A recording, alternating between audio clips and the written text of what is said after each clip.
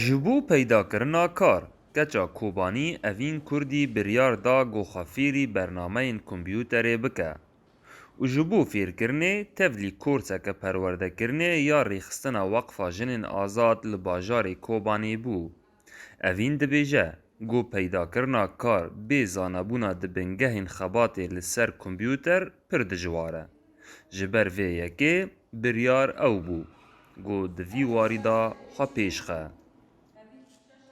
بو ما هكذا هات ما بركي دام دكما دولة كمبيوتر رجبو از كاري دیگر ما يعني كجان كاري تداري دولة كشادي كمبيوتر جرجة أهم شيء بايا أم هات ما بركي دوري كمبيوتر دا وورد و إكسل خواهو دكنا وقفا جنین آزاد ده هر واریدا جبو فیر کرن و بهیز کرنا جنان دخبته و اف جاره یکیه گو کورسکی پروردا کار کمپیوتر جعالی ریخستنک جن و جبو جنان و بکادرو یکی جن تیل دارخستن. لگوری راهینه را کمپیوتره وان تا نها 3 کورس لپی هف خلاص کرنه گو جن لسر بنگهن برنامهان وکی وورد و اکسل فیر کرنه. افجی جبوگ و جنان هیزدار بکن و تیک هفن ناوا خباته. طبعا ضمن فرع جميد الديوجه اريد التدريب ياك ام فر خباط كارن ياك جي شهيد خباطه ذاتي مداري كمبيوتر وقريبو بري هبون هو دفعات الديانه مع دوره خارجادن عباره حي شخص بون طبعا امتحان نظري درسون عمل درس بون جي رسوب جي هبون جي نجاح جي هبون مع شاده دوانا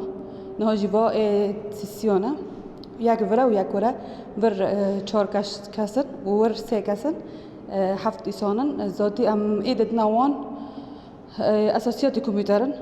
جي بيشي أم أبدت نوان كان أساسياتن وبرنامج وورد وإكسل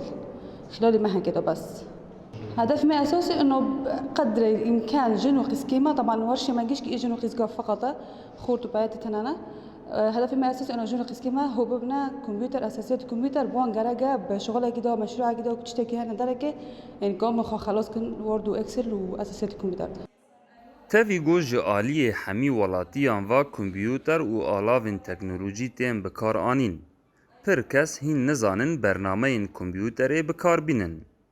و جبرگو سازی و کامپانی دوان سالین داویدا پرگالا اوتوماسیون بکارتینن خلق نچارن گو برنامه این جوان را خدمت دکن فیر ببن داگو درفتین کار بدست خن. محمود بالی دنگ امریکا کوبانی